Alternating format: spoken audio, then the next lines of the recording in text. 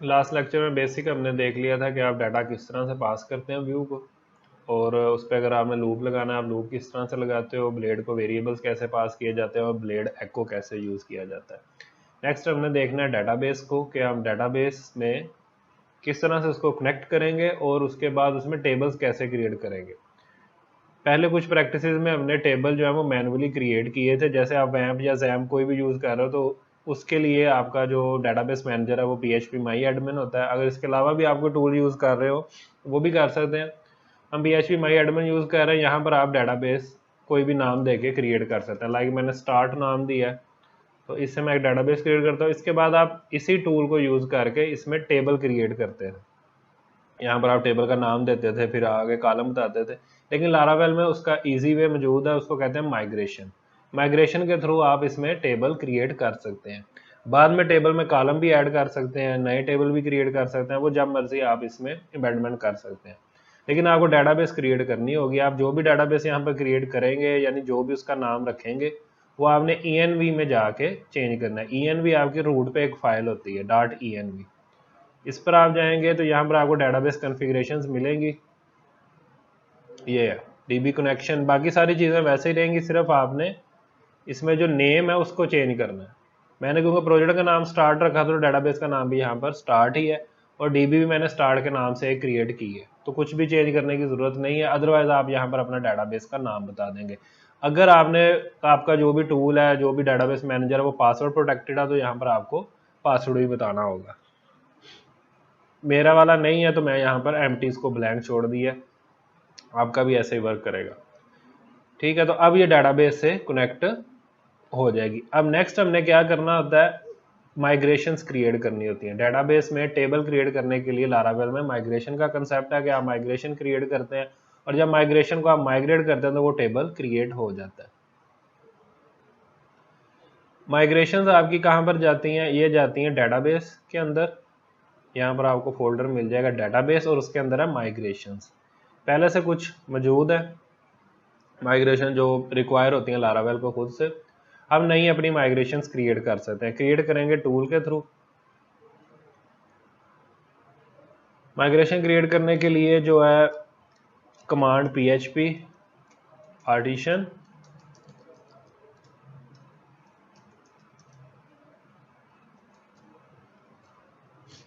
Make migration, और यहाँ पर आप जैसे मेक कंट्रोलर था सेम उसी तरह से मेक माइग्रेशन, और यहाँ पर आप उसका नाम लिखेंगे। नाम के लिए आप क्या लिखोगे, क्रिएट जो भी आपका टेबल रखना चाहते हैं। लाइक हम प्रोडक्ट का रखना चाहते हैं तो प्रोडक्ट्स, ये प्लूरल में होता है, माइग्रेशन जो है प्लूरल में क्रिएट करते हैं, प्रोडक्ट्स टेबल। ठीक है, इस तरह करके आप उसका नाम लिखोगे। ये अब क्रिएट कर रहा है, ये फाइल आपको मिल जाएगी डाटाबेस और माइग्रेशंस के अंदर। ठीक है, ये लास्ट पे क्रिएट हुई होगी। ये शुरू में टाइम स्टैम्प अटैच करता है इसके साथ, और जो भी आपने नाम रखा होता है वो नाम इसका रख देता है। तो ये एक फाइल क्रिएट हो गई है।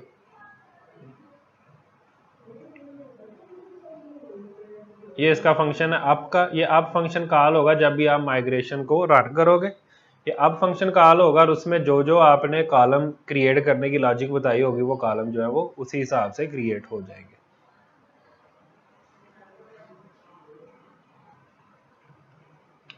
यहाँ पर दो पहले से उसने रखे हुए हैं, एक तो आईडी का, क्योंकि ये लाजमी होता है हर टेबल की आपने यूनिक आइडेंटिफायर रखना होता है, तो आईडी के लिए वैसे ही मेथड रखा हुआ है।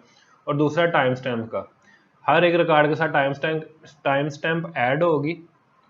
वो दो कॉलम होते हैं, क्रिएटेड ऐड और अपडेटेड ऐड। वो जैसे जैसे हम इस पर वर्किंग करेंगे आपको आइडिया हो जाएगा कि वो कैसे वर्क करते हैं, क्या होता है। अब इसके अलावा आपने जो भी इसके अंदर रखना है वो आप रखेंगे, लाइक डॉलर टेबल। अगर आपको स्ट्रिंग कॉलम बनाना है तो आप यहाँ पर स्ट्रिंग ही लिखोगे, जैसे हम varchar बनाते थे।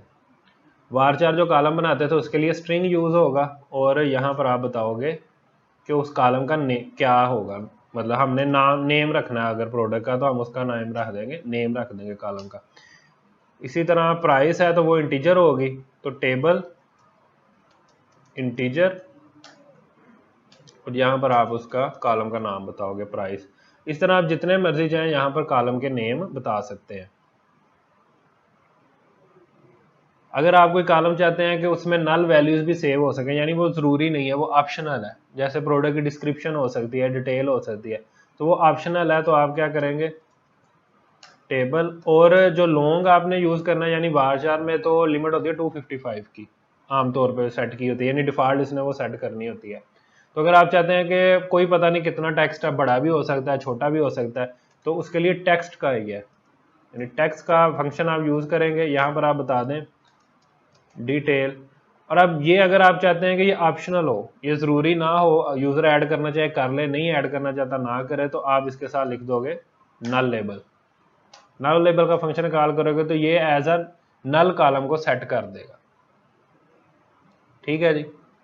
अब इससे कंफ्यूज नहीं होना, ये आईडी का उन्होंने स्पेशल फंक्शन रखा है। ये क्या करता है, यूनिक आइडेंटिफायर भी क्रिएट करता है, उसको प्राइमरी की भी सेट कर देता है और ऑटो इंक्रीमेंट भी सेट कर देता है, जो हमने मैनुअली सारा PHP माई एडमिन से किया था। तो ये खुद ब खुद ये आईडी का फंक्शन कॉल करने से ये उसको बना देता है। नेम भी हमने रख लिया, इंटीजर को भी देख लिया, इसी तरह डबल भी है, और भी जितनी टाइप्स हैं वो सारी इसमें अवेलेबल है। टेक्स्ट मैंने आपको बताया कि ये टाइप होती है अगर ज़्यादा डाटा आपने सेव करना हो टेक्स्ट के अंदर, तो इसमें कोई लिमिट नहीं होती, आप जितना चाहें डाटा इसमें सेव कर सकते हैं। तो ये करने के बाद आपने इस फाइल को सेव करना है। अब हमने यहाँ पर लिख दिया कि कौन कौन से कॉलम क्रिएट होंगे। अब क्रिएट कब होंगे, जब आप माइग्रेशन रन करोगे। आप मल्टीपल माइग्रेशन क्रिएट करके तो बाद में भी कर सकते हैं रन एक ही दफ़ा, यानी आपने 3-4 माइग्रेशन बनाई और एक ही दफ़ा में रन की, तो सारी की सारी एक दफ़ा में रन हो जाएगी। आप एक एक करके भी कर सकते हैं।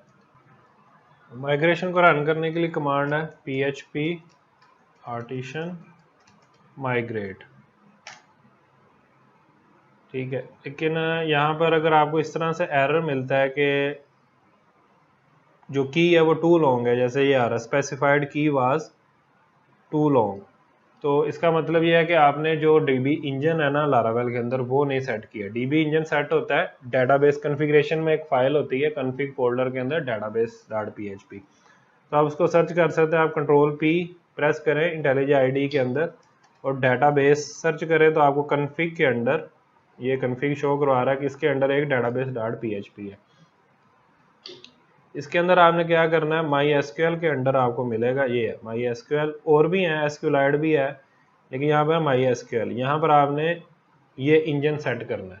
यहाँ पर नल सेट किया हुआ है, इसकी बजाय आप सिंगल कोट्स में लिखोगे INNODB, ये लिखेंगे तो ये मसला जो है वो हल हो जाएगा। आपने इसको बता दिया कि इसने किस टाइप की, डाटाबेस में मुख्तलिफ टाइप से यूज़ होती हैं जब आप डाटाबेस क्रिएट करते हैं, तो उसका स्ट्रक्चर किस तरह का होगा। अगर आप इसमें ये बता देंगे तो वो जो की वाली प्रॉब्लम है वो सॉल्व हो जाएगी। लेकिन अब एक और एरर आएगा, उसको भी हम साथ ही देख लेते हैं कि वो क्यों आता है। अगर मैं दोबारा इस कमांड को रन करूँगा तो अब फिर से इसने एरर दिया, लेकिन अब ये एरर दे रहा है बेस टेबल और व्यू ऑलरेडी एग्जिस्ट। ये एरर तब आता है जब आपने कोई माइग्रेशन रन की और उसमें एरर आ गया।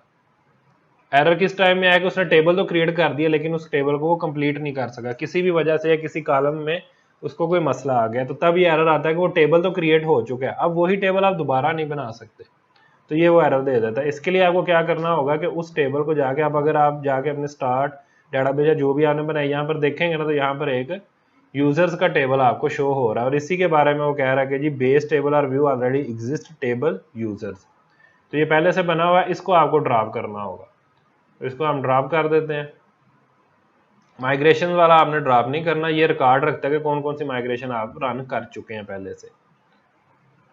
तो अब दोबारा इसको करते हैं, तो ये सक्सेसफुली अब रन हो गया, सारे टेबल इसने क्रिएट कर दिए। अब अगर जाके आप इसको देखोगे, इस डेटाबेस को ओपन करोगे, तो यहाँ पर आपको सारे टेबल नज़र आ रहे हैं। कुछ टेबल लारावेल अपने लिए बनाता है, जैसे यूज़र का टेबल है, पासवर्ड रीसेट करने का टेबल है, ये बेसिक जो फंक्शनैलिटी है यूज़र ऑथेंटिकेशन की वो बन जाते हैं। हमारा कंसर्न है प्रोडक्ट्स वाले टेबल से जो हमने क्रिएट किया है। अगर आप इस पर क्लिक करें और इसका स्ट्रक्चर देखें, तो यहाँ पर ये आपको दिखा रहा है आईडी प्राइमरी की है, ठीक है, और ये ऑटो इंक्रीमेंट है, खुद से इसने सेट कर दी। अगला कॉलम हमने रखा था स्ट्रिंग का, तो वो वारचार कॉलम बन गया 255 लेंथ के साथ नेम से। प्राइस का कॉलम रखा था इंटीजर, तो वो इंट में आ गया। डिटेल का कॉलम टेक्स्ट रखा था, वो टेक्स्ट आ गया। और यहाँ पर नल में आप देखें इसके साथ यस लिखा हुआ है, क्योंकि हमने इसको नल लेबल बनाया। बाकी दोनों में, तीनों में आप देखें नो नो है, तो ये नल लेबल नहीं, इसको हमने नल लेबल बनाया था। क्रिएटेड ऐड और अपडेटेड ऐड ये टाइम स्टैम्प्स होती हैं, ये लारावेल खुद ऐड करता है, जब भी ये रिकॉर्ड क्रिएट होगा तो वो टाइम स्टैम्प रख देगा ये किस टाइम और किस डेट में क्रिएट हुआ था।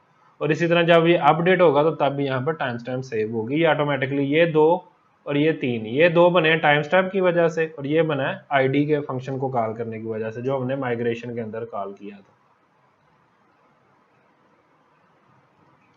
यहाँ पर ये आईडी की वजह से वो आईडी क्रिएट हुई है और टाइम स्टैम्प की वजह से जो दोनों कॉलम है ना, क्रिएटेड ऐड और अपडेटेड ऐड, वो बन गए हैं यहाँ पर। तो इस तरह से आप जो है अपनी जो माइग्रेशंस हैं वो क्रिएट करके तो इजीली आप एक कमांड रन करोगे डेटाबेस में, वो टेबल सारे बन जाएंगे। बेसिक टेबल आप इस तरह से बनाते हो। अब इस टेबल का आपने डाटा गेट करना है। एक तरीका कार है कि आप क्यूरी लिखो खुद से, लेकिन उसमें भी आप लारावेल के अंदर जो डेटाबेस वाला मामला है उन फंक्शंस को यूज करके कर सकते हो। दूसरा तरीका कार आप मॉडल के थ्रू वो डाटा को गेट करो। मॉडल के थ्रू किस तरह से, आप पहले इसका मॉडल क्रिएट करोगे।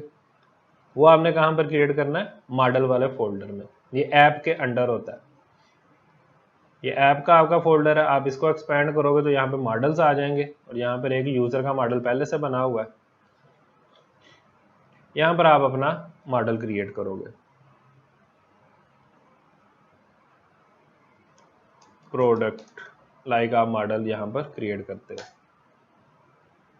इसको आपने जो फॉर्मेट देनी है, जो एक्सटेंशन देनी है, वो product.php होगी। ठीक है, ये लाजमी इसको देना। तो ये एक फाइल बन गई है। अब यहाँ पर आप इस मॉडल के हवाले से कुछ चीज़ें यानी नेम स्पेस सेट करना है, उसका डाट ये जो PHP का सिंटैक्स देना है, ये सारी चीज़ें आप यहाँ पर इसको दोगे। नेम स्पेस का मॉडल होगा और यहाँ पर सेम यही नाम आप इसका रख दोगे, क्लास क्रिएट करोगे। ये यूज़र अथेंटिकेट से एक्सटेंड हो रही है, अथेंटिकेटेबल से हमारा इसके साथ कोई कंसर्न नहीं है, और ये मॉडल से हो रही है। हमने क्या करना है, मॉडल से इसको एक्सटेंड करना है। जो हमने अपनी क्लास बनाई है उसको हम मॉडल से एक्सटेंड करेंगे। प्रोडक्ट वाली क्लास नेम इसका रखना है प्रोडक्ट। अगर डेटाबेस में कॉलम है प्रोडक्ट्स यानी प्लूरल है तो आप मॉडल उसको प्रोडक्ट बनाओगे। एक्सटेंड्स मॉडल, ठीक है जी। अब यहाँ पर आप देखें ये यूज वाला भी ऐड हो गया। इसके लिए आपको कुछ एक्सटेंशंस इंस्टॉल करनी पड़ती हैं, फिर ये ऑटोमेटिकली ऐड कर देता है, नहीं तो आपको मैनुअली ऐड करना पड़ता है। ठीक है जी, ये आपका मॉडल बन गया। अब ये खुद ब खुद मैप हो जाता है डेटाबेस पे, क्योंकि फर्क इतना है कि डेटाबेस में इस नाम से प्लूरल टेबल एक पड़ा हुआ है, तो ये खुद ब खुद ऐड हो जाता है। इसके बाद दो आपने प्रॉपर्टीज इसकी सेट करनी होती हैं, एक फिलेबल है और एक हिडन है।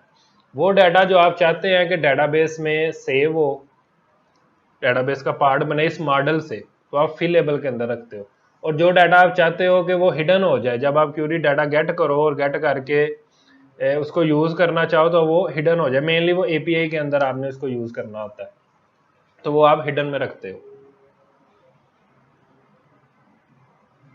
तो आप फिलेबल प्रॉपर्टी इसमें बनाओगे, वो है इसकी प्रोटेक्टेड डॉलर फिलेबल, और ये एक अरे होगी।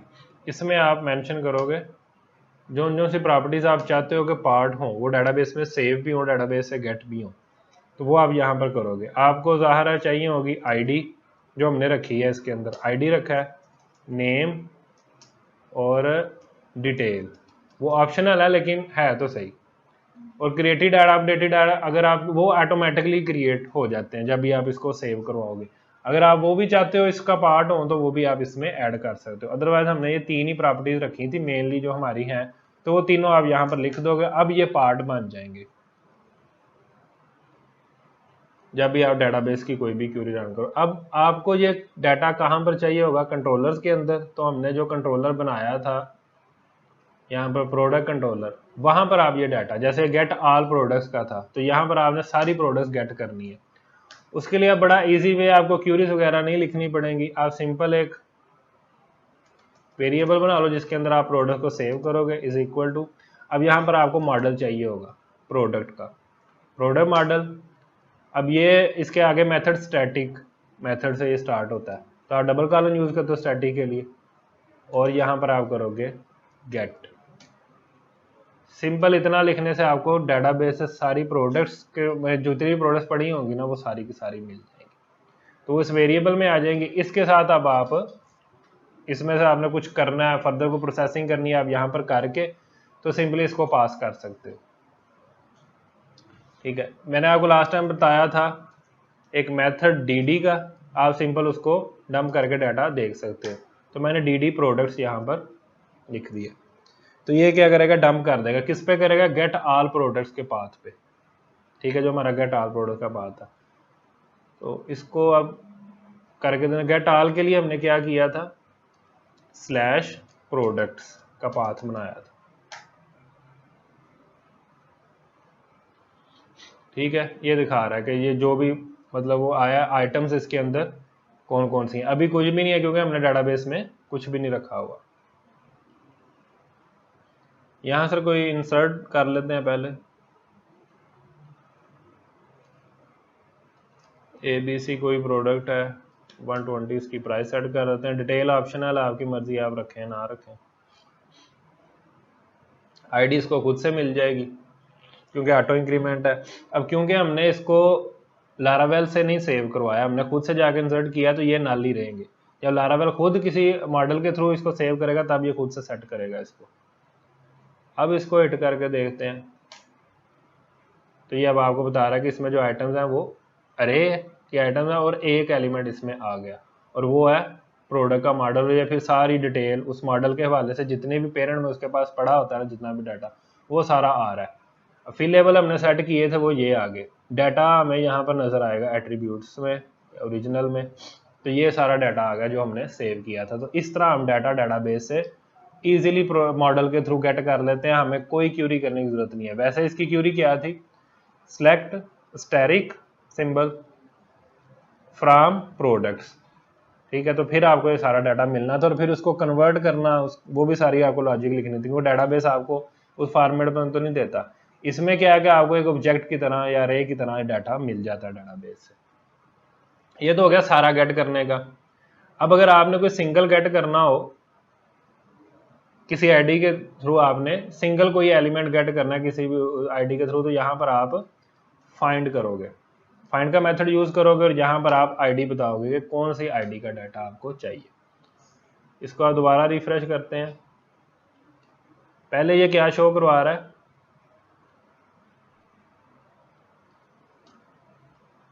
पहले ये बता रहा है कि ये आइटम्स अरे है। अब इसको रिफ्रेश करके देखते हैं, तो अब सीधा सीधा उसने ऑब्जेक्ट दे दिया। यहाँ पर आप देखें एम मॉडल, अब ये आइटम्स नहीं आ रही ना, वो बता रहा है कि ये अरे है, सीधा सीधा एक सिंगल ऑब्जेक्ट उसने निकाल के दे दिया। लेकिन अगर आप कोई ऐसी आईडी देते हैं जो एग्जिस्ट ही नहीं करती, अभी सिर्फ आईडी 1 एग्जिस्ट करती है, अगर मैं कोई और आईडी इसको दे देता हूँ जो एग्जिस्ट नहीं करती, तो अब अगर आप इसको रिफ्रेश करेंगे तो नल आएगा।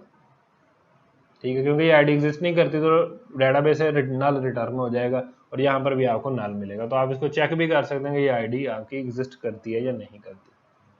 ठीक है, ये क्लियर हो गया। सिंगल आप कैसे गेट कर सकते हैं और ऑल कैसे गेट कर सकते हैं। अब इस डाटा को आप ब्लेड को पास कर लो, लूप लगा लो, वहां पर प्रिंट करवा के शो करवा लो, सिंपल सा ही काम है। अब तो नेक्स्ट जो आपने करना वो वही है जो हम पहले से ब्लेड सिंटैक्स के साथ कर चुके हैं।